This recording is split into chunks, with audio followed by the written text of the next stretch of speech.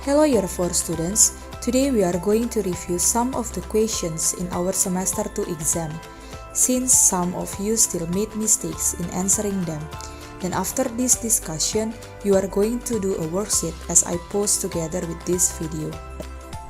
What fraction part of the pie is arranged in simplest form? The clue in this question is the simplest form.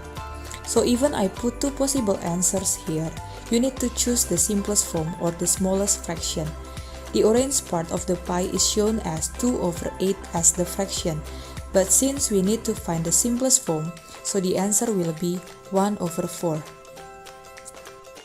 Now, let's identify the letter that names the point located at 0,3.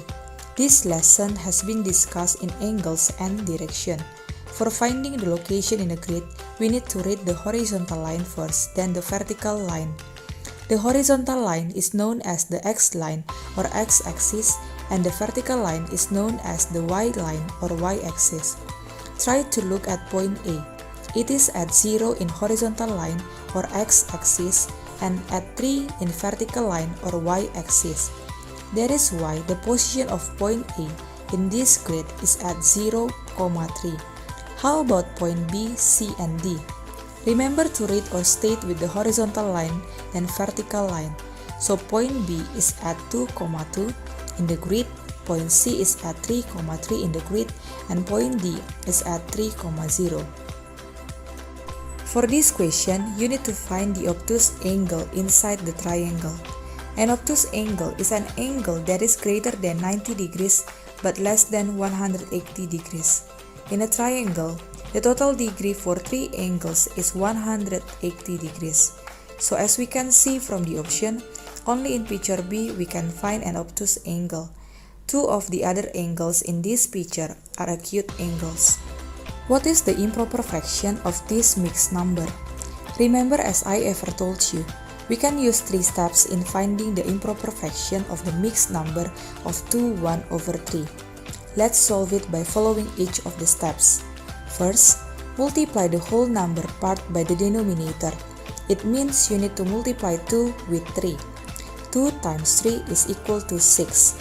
Second, add that to the numerator. That means you need to add 6 to 1.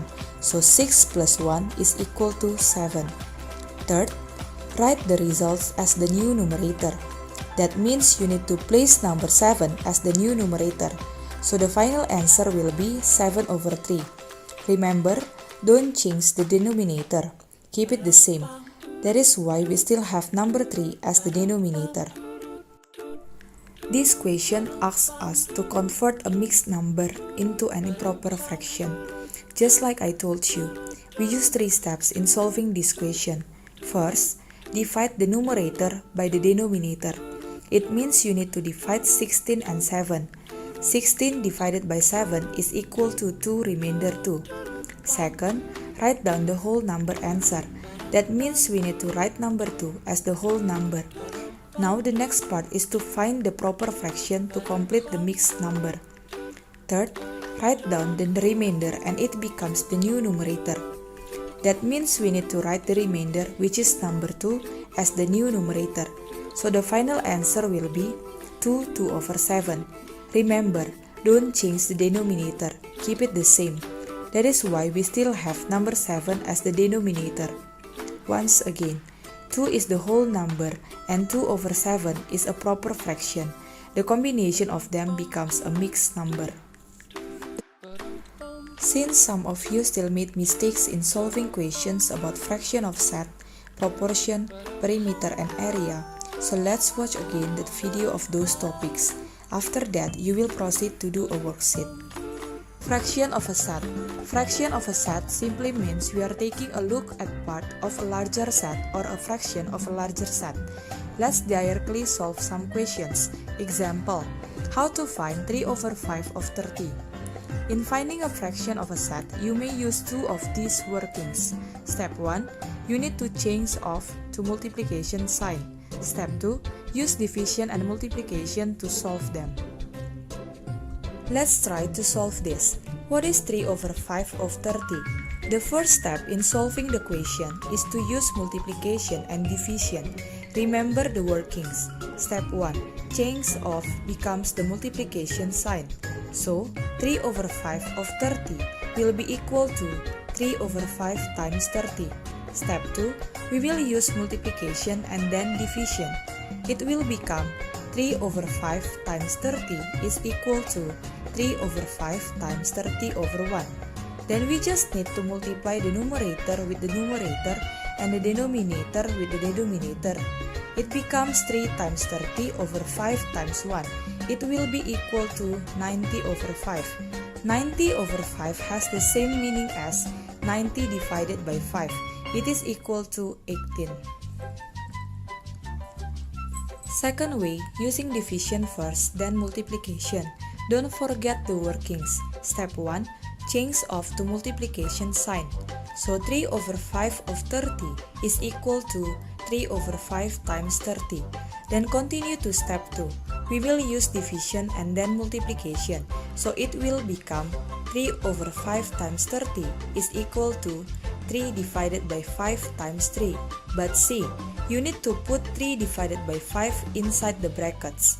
It means they will be the priority. We need to solve them first. Let me continue. So 3 divided by 5 is equal to 6. Then 6 times 3 is equal to 18. Can you see? Even if we use two different ways in solving them, we will still get 18 as the final answer. For me, I will choose the second way. But how about you? Which way do you prefer finding a fraction of a set? Now, you may try to solve this. What is 3 over 4 of 20? I will give you 20 seconds.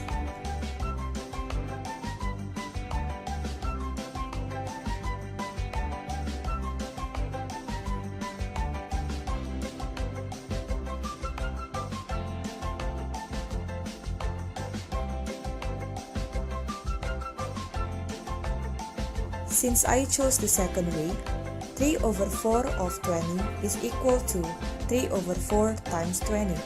So it will become 3 over 4 times 20 is equal to 20 divided by 4 times 3. But I need to put 20 divided by 4 inside the brackets. So 20 divided by 4 is equal to 5. Then 5 times 3 is equal to 15.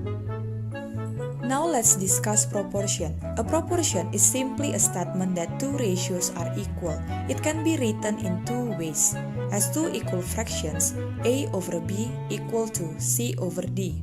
Or using a colon, A to B equal to C to D. Example, the following proportion is read as 20 is to 25 as 4 is to 5. In problems involving proportions, we can use cross products to test whether two ratios are equal and form a proportion.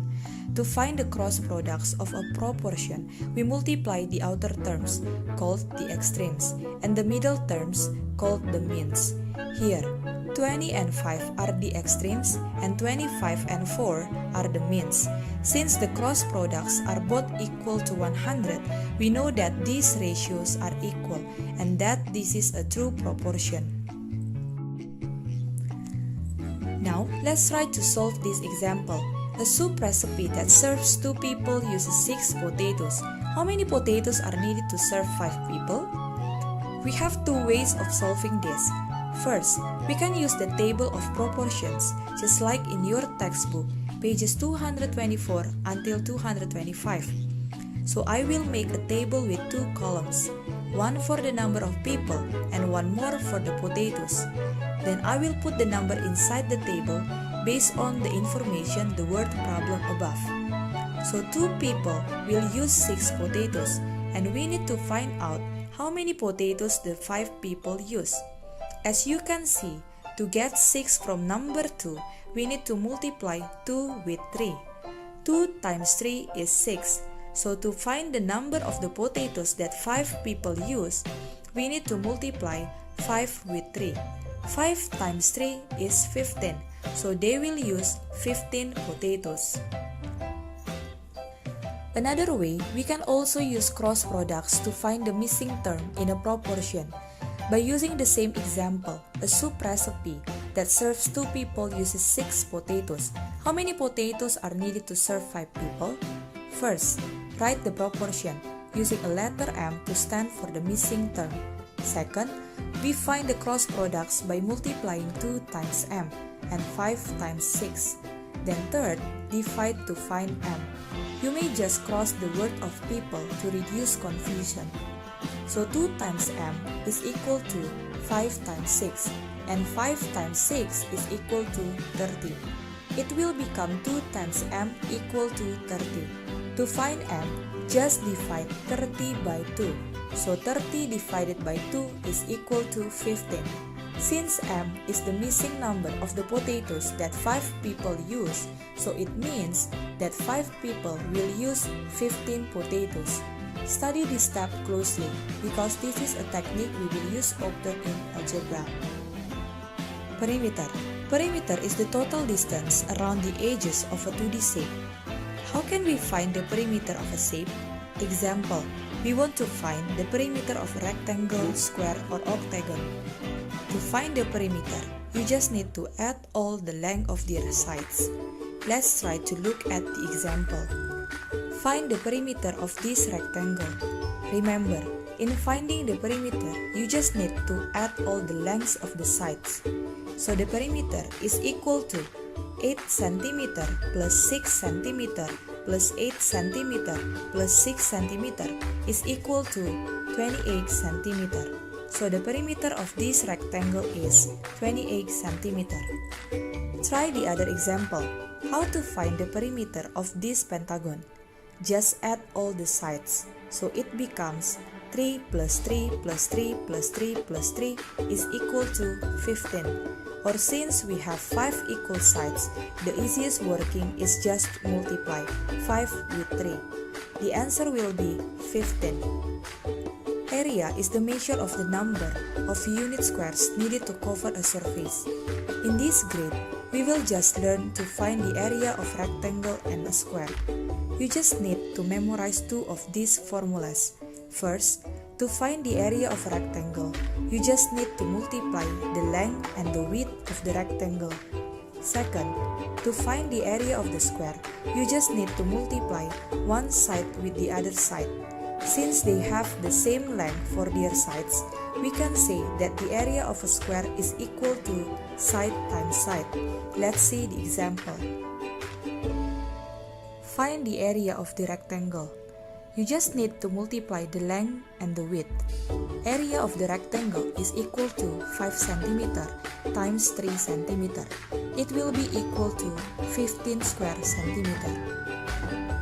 Find the area of the square. The area of the square is equal to side times side. That means 5 cm times 5 cm is equal to 25 cm square. Is everything clear so far? I hope so. Hopefully this video will help you in mastering our topics in this semester too. Now, try to answer the question that I already attached together with this video. I think that's all for our discussion today. Thank you for all your effort in our e-learning.